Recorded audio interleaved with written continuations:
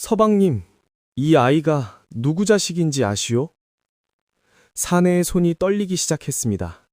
아내의 유서를 펼쳐든 그 손이 마치 한겨울 찬물에 담근 것처럼 파르르 떨렸습니다. 방금 전까지 고글하던 입술이 굳게 다물어졌고 눈동자는 종이 위에 박힌 먹글씨를 조차 천천히 움직였습니다. 조선 영조 43년 경상도 안동 어느 양반가의 안채였습니다.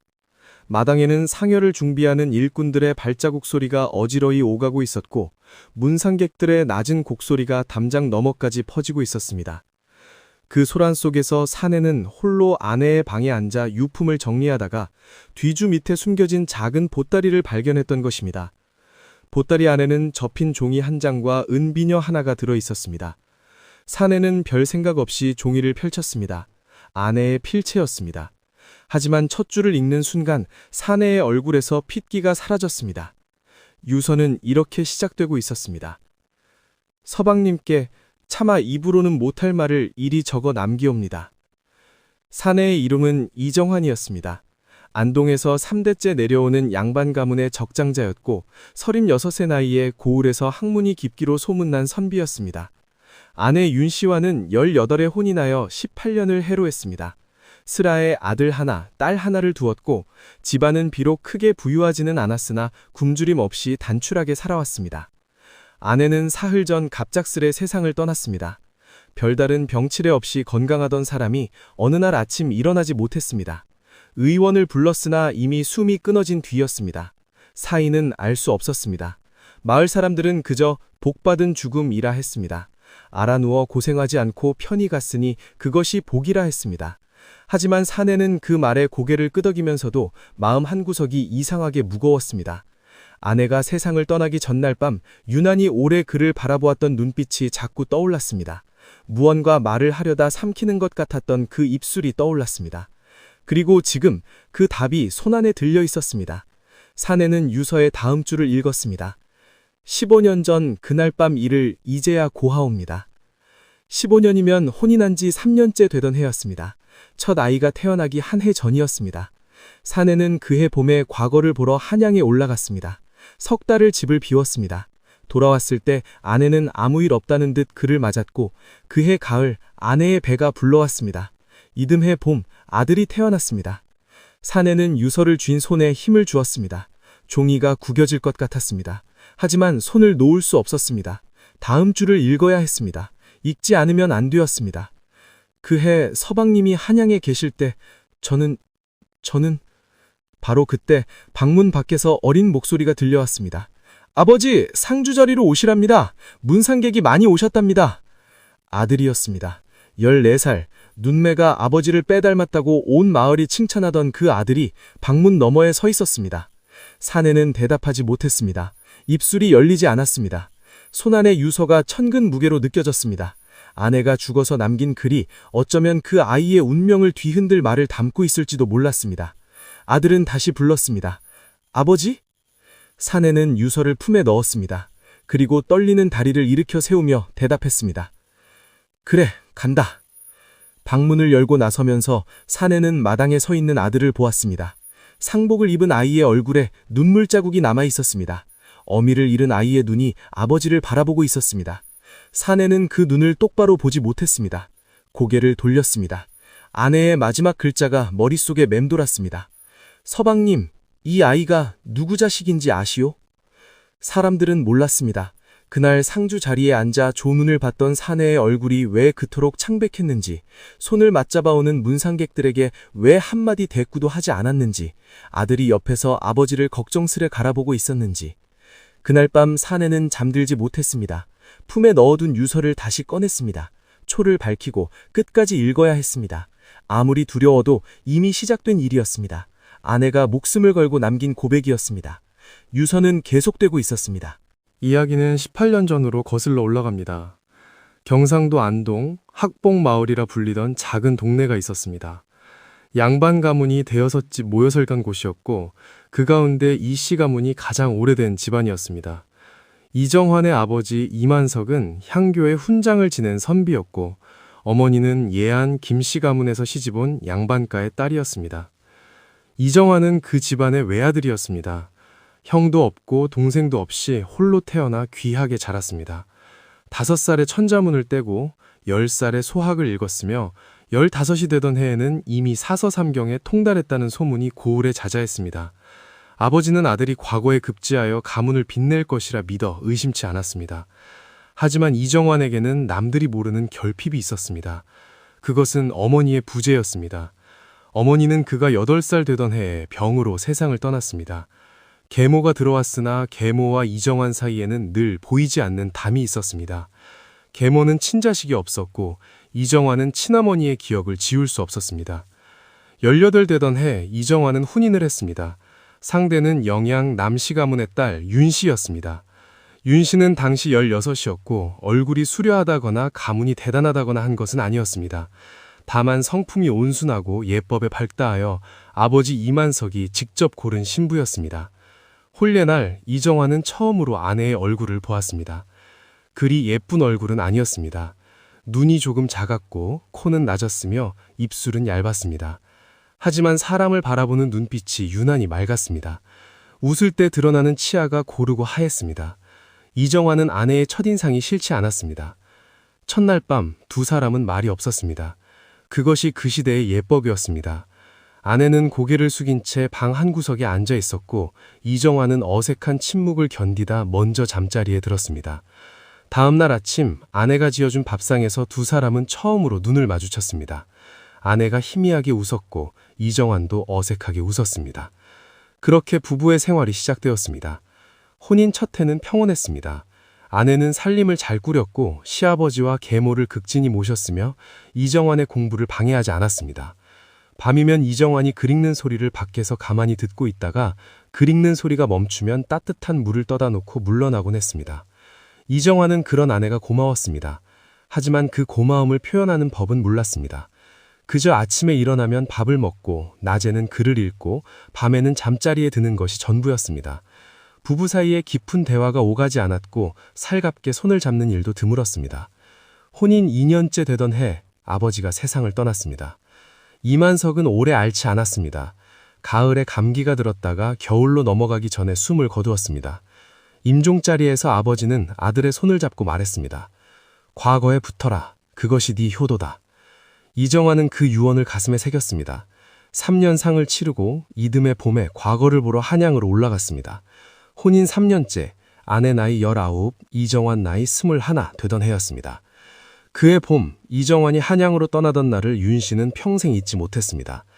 새벽부터 일어나 짐을 싸고 먼 길에 먹을 미숫가루와 마른 반찬을 보따리에 쌌습니다. 남편은 머슴 하나만 데리고 떠났고 아내는 대문밭까지 나가 그 뒷모습을 바라보았습니다. 남편은 한 번도 뒤를 돌아보지 않았습니다. 그것이 선비의 기상이라 여겼는지 아니면 그저 생각이 없었는지 아내는 알 수 없었습니다. 남편이 시야에서 사라진 뒤에도 아내는 한참을 대문 앞에 서 있었습니다. 계모가 불러서야 안으로 들어왔습니다. 한양 갔다 오는데 3달은 걸릴 게다. 그 사이 살림 잘 맡아야 한다. 계모의 말투는 건조했습니다. 그 안에 아무런 온기도 없었습니다. 아내는 고개를 숙여 대답했습니다. 예, 어머님. 그해 봄부터 여름까지 아내는 홀로 집을 지켰습니다. 계모는 친정에 자주 다녀왔고 종들은 말수가 적었습니다. 아내가 말을 나눌 사람은 아무도 없었습니다. 밤이 깊으면 방에 홀로 앉아 창호지에 비치는 달빛을 바라보았습니다. 남편이 언제 돌아올지 과거에 붙었을지 알 길이 없었습니다. 편지 한 장 오지 않았습니다. 그 시대에 편지를 보내는 것은 쉬운 일이 아니었습니다. 그렇게 3달이 흘렀습니다. 그리고 그 일이 벌어졌습니다. 유서에는 이렇게 적혀 있었습니다. 그해 6월 20날 밤 저는 잠을 이루지 못하고 뒷란에 나가 있었습니다. 달이 유난히 밝은 밤이었습니다. 그때 누군가 담을 넘어 들어왔습니다. 아내가 처음 본 얼굴이었습니다. 검은 옷을 입은 사내였습니다. 머리카락이 흐트러져 있었고 얼굴에는 핏자국이 묻어 있었습니다. 숨을 헐떡이며 뒷란 구석에 몸을 숨기는 사내를 아내는 얼어붙은 채 바라보았습니다. 사내가 먼저 입을 열었습니다. 소리치지 마시오. 해치지 않겠소. 목소리가 낮고 떨렸습니다. 사내는 왼쪽 옆구리를 손으로 누르고 있었습니다. 손가락 사이로 피가 흘러내렸습니다. 아내가 물었습니다. 누구시오? 사내는 대답하지 않았습니다. 대신 무릎이 꺾이며 그 자리에 쓰러졌습니다. 기절한 것이었습니다. 아내는 그날 밤 생사의 기로에 놓인 낯선 사내를 앞에 두고 선택의 순간에 서 있었습니다. 아내는 사내를 그 자리에 버려둘 수 없었습니다. 양반과 안채의 뒤란에 쓰러진 피투성이 남자. 다음날 아침 종들이 발견한다면 혹은 계모가 친정에서 돌아와 보게 된다면 집안은 발칵 뒤집힐 터였습니다. 관가에 알릴 것이고 그 과정에서 온갖 의심이 일어날 것이며 어쩌면 아내 자신도 그 의심에서 자유로울 수 없을 것이었습니다. 아내는 주위를 둘러보았습니다. 밤은 깊었고 집안은 고요했습니다. 종들은 모두 잠들었을 시각이었습니다. 아내는 결심을 내렸습니다. 사내를 끌어다가 광 뒤에 있는 작은 창고로 옮겼습니다. 몸이 무거웠지만 힘을 다해 질질 끌었습니다. 사내는 의식이 없었습니다. 숨은 붙어 있었지만 얼굴은 종이처럼 하였습니다. 창고 안에 멍석을 깔고 사내를 눕혔습니다. 그리고 옷을 걷어 옆구리에 상처를 살폈습니다. 칼에 베인 상처였습니다. 깊었지만 내장까지 닿지는 않은 것 같았습니다. 아내는 부엌에서 깨끗한 물과 헝겊을 가져와 상처를 닦고 약초 대신 집에 있던 미역과 솔잎을 달인 물을 발랐습니다. 민간에서 전해지는 지혈법이었습니다. 그렇게 첫날 밤이 지났습니다. 이튿날 아침 아내는 아무 일 없다는 듯 종들에게 일을 시키고 밥을 짓고 살림을 보았습니다. 한낮이 되어서야 짬을 내 창고로 가보았습니다. 사내는 여전히 깨어나지 못했지만 피는 멈춰 있었습니다. 그 상태가 사흘간 계속되었습니다. 나흘째 되던 날 사내가 눈을 떴습니다. 아내가 마침 물을 갈아주려 창고에 들어갔을 때였습니다. 사내가 몸을 일으키려 하다가 고통스러운 신음을 흘렸고 아내는 서둘러 다가가 사내의 어깨를 눌렀습니다. 움직이지 마시오. 상처가 다시 벌어지오. 사내가 아내를 바라보았습니다. 그 눈빛 속에 여러 감정이 스쳤습니다. 놀라움, 경계, 그리고 어떤 종류의 안도. 살려주셨소? 그런 셈이요. 왜? 아내는 대답하지 못했습니다. 자신도 왜 그랬는지 모르겠었습니다. 본능적인 일이었습니다. 죽어가는 사람을 앞에 두고 외면할 수 없었습니다. 사내가 물었습니다. 관가에는 알리지 않으셨소? 아직은. 알리시려 합니까? 아내는 사내의 얼굴을 바라보았습니다. 낯선 얼굴이었지만 험상궂지는 않았습니다. 눈이 깊었고 코가 높았으며 인매는 굳게 다물려 있었습니다. 어딘가 글익는 선비의 풍모가 느껴지기도 했습니다. 누구시오? 사내는 잠시 침묵했습니다. 그리고 입을 열었습니다. 말씀드려도 믿지 않으실 것이오. 말해보시오. 나는 도망자요. 죄인이요. 무슨 죄를 지었소? 사내가 눈을 감았습니다. 잠시 후 대답했습니다. 영모죄요. 아내의 얼굴이 굳어졌습니다. 영모죄라면 그것은 삼족을 멸하는 대죄였습니다. 이 사람을 숨겨주고 있다는 것이 알려지면 이 집안 역시 연좌되어 풍비박산이 날 수 있었습니다. 사내가 눈을 떴습니다. 알리시겠소? 아내는 대답하지 않았습니다. 손에 들린 물그릇이 덜덜 떨렸습니다. 하지만 다음 날도 아내는 창고로 갔습니다. 물을 갈아주고 미음을 끓여 먹였으며 상처에 새 헝겊을 감았습니다. 그 다음 날도 그랬습니다. 그리고 그 다음 날도. 사내는 조금씩 기력을 회복해 갔습니다. 보름이 지났습니다. 사내가 몸을 일으켜 앉을 수 있게 되었을 때 아내는 처음으로 사내의 이야기를 들었습니다. 사내의 이름은 박재영이었습니다.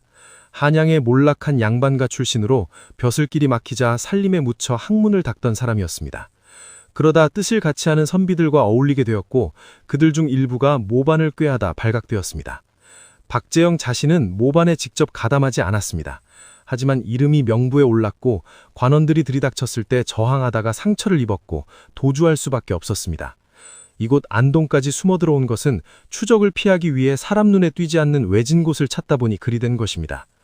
아내는 묻지 않을 수 없었습니다. 그래서 정령 역적이요? 박재영이 고개를 저었습니다. 나는 세상을 바꾸고 싶었을 뿐이요. 백성이 굶주리고 벼슬아치가 썩어가는 세상을.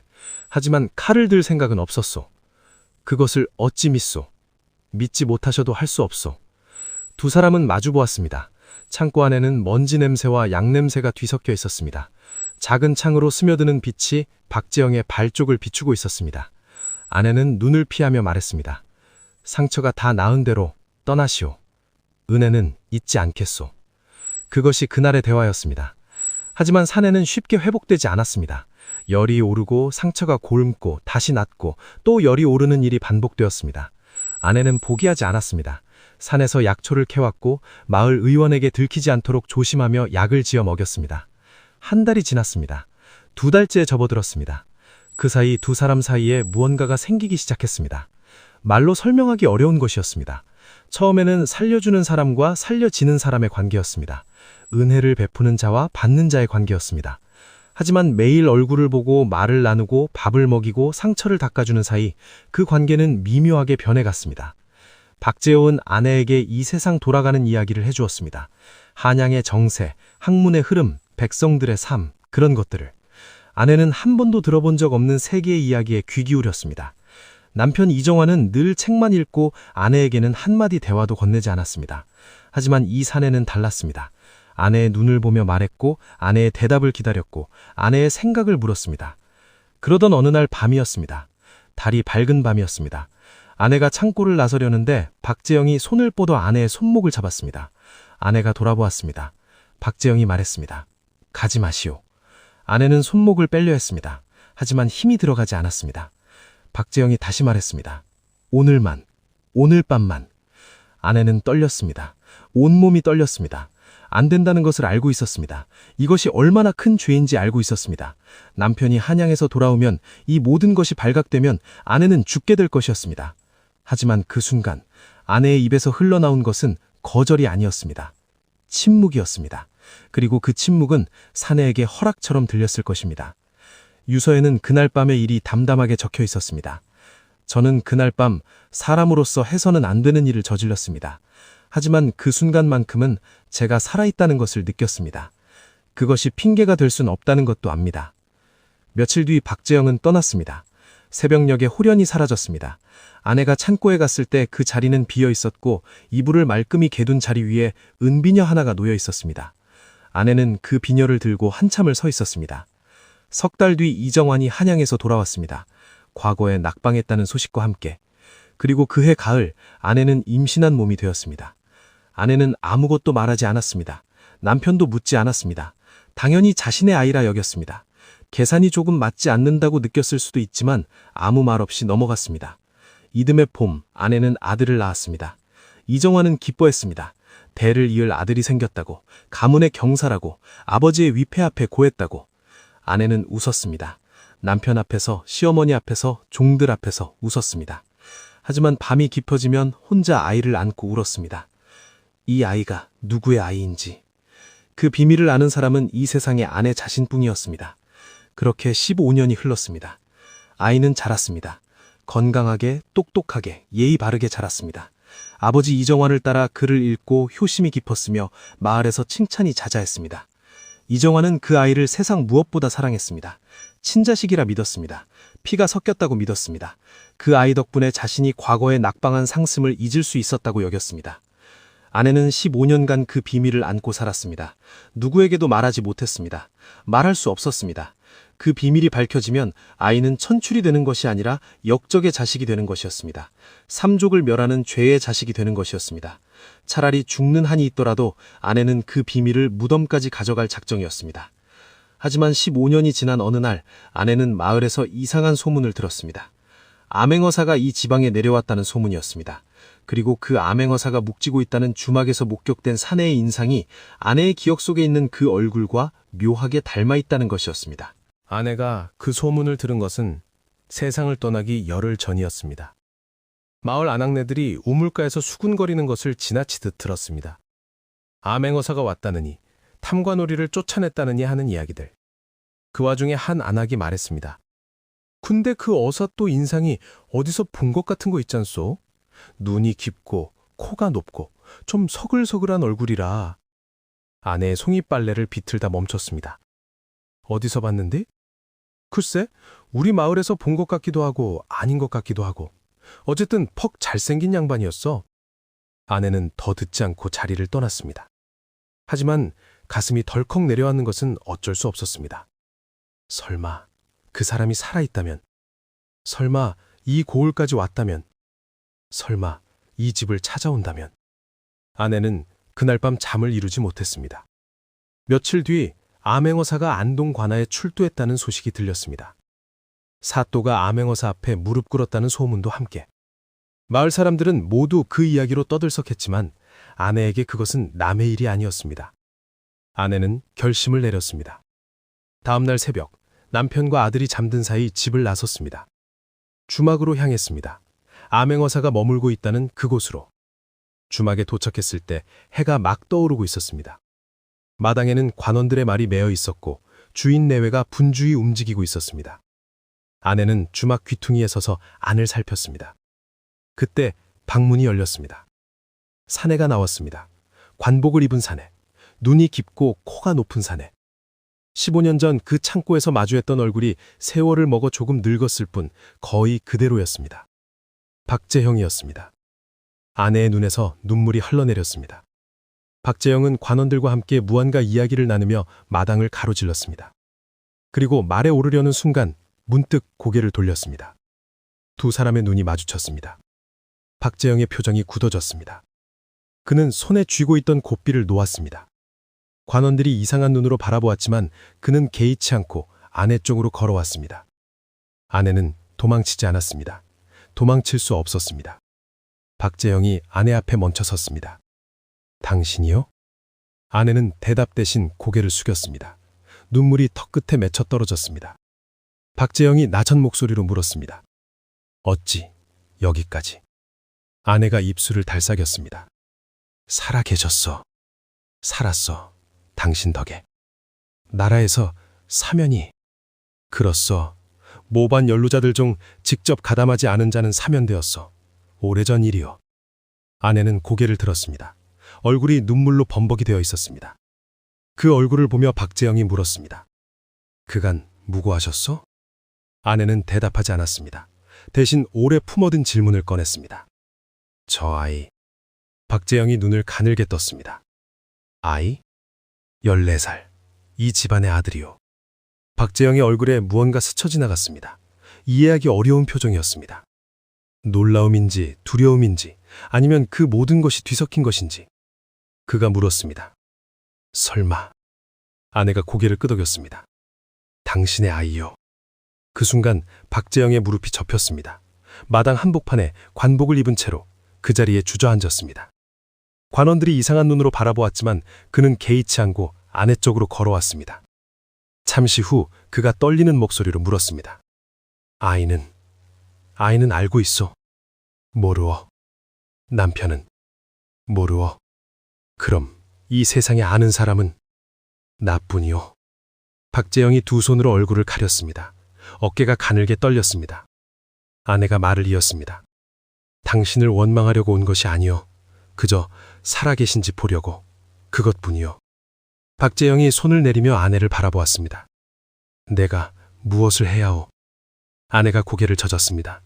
아무것도 하지 마시오. 그 아이는 저 집안의 아들이요.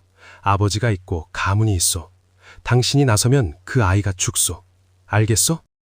박재영이 입술을 깨물었습니다. 하지만 부탁이요. 아내가 박재영의 손을 잡았습니다. 손이 차가웠습니다. 그 아이가 무사히 살기를 바란다면 이 일은 없었던 것으로 해주시오. 나도 그리할 것이오. 박재영이 아무 말도 하지 못했습니다. 그저 아내의 손을 마주 잡았습니다. 두 사람은 한참을 그렇게 서 있었습니다.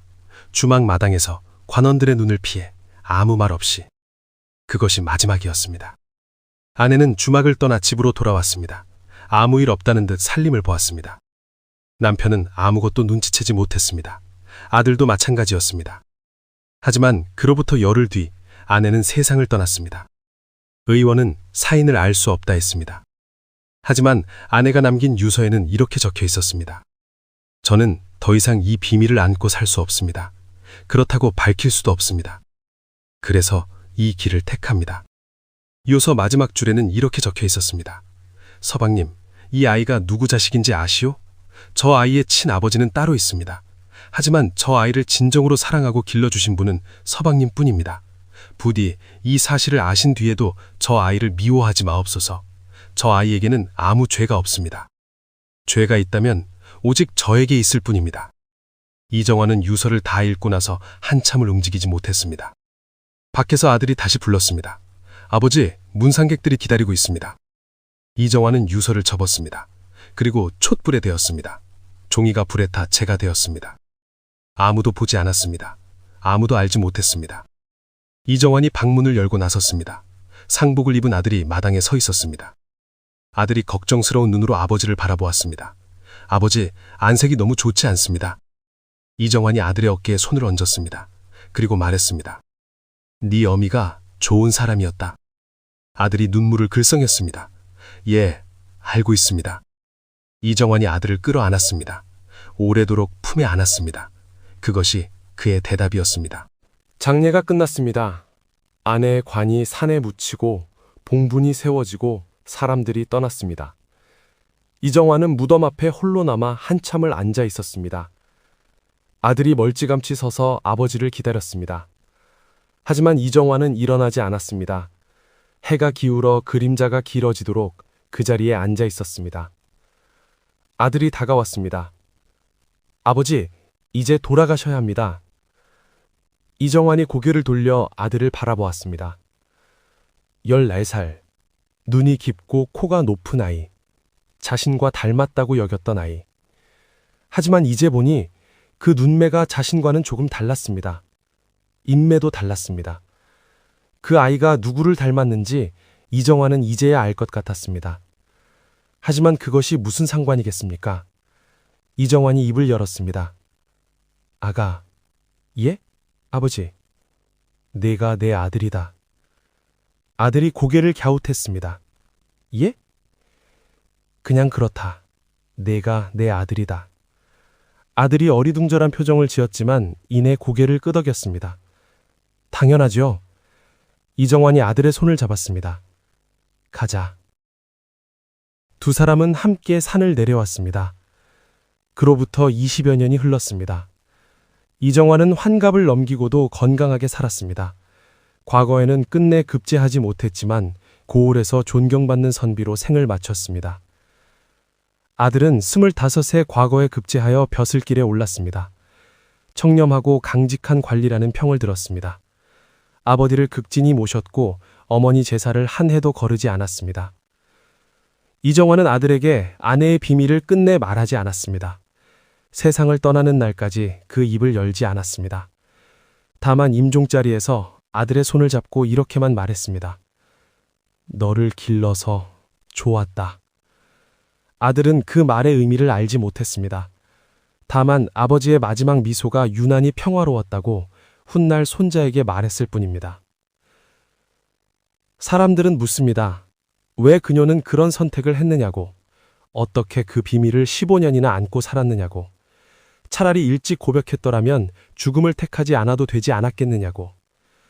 하지만 그 시대를 살지 않은 우리가 그 선택을 판단할 수 있을까요? 조선이라는 나라에서 여자라는 신분으로 양반가의 아내라는 위치에서 그녀에게 다른 선택지가 있었을까요? 아이를 살리기 위해 침묵했고 침묵이 무거워져 스스로 생을 내려놓았습니다. 그것이 그녀가 할 수 있는 마지막 선택이었습니다. 그리고 남편 이정환, 그 역시 선택을 했습니다. 비밀을 알고도 분노하지 않았습니다. 아이를 버리지 않았습니다. 진실을 묻고 침묵으로 가족을 지켰습니다. 피가 섞이지 않아도 아들이라 불렀습니다. 15년 함께한 세월이 태어날 때의 핏줄보다 무거웠습니다. 어쩌면 이것이 조선이라는 어묵한 시대를 살아낸 사람들의 방식이었는지도 모릅니다. 진실을 말하는 것만이 용기가 아니었습니다. 때로는 침묵하는 것이, 모른 척하는 것이 더 큰 사랑이었는지도 모릅니다. 만약 여러분이라면 어떠셨을까요? 그 유서를 발견했을 때 불에 태우셨을까요? 아니면 아이에게 진실을 말씀하셨을까요? 정답은 없습니다. 그저 각자의 선택이 있을 뿐입니다.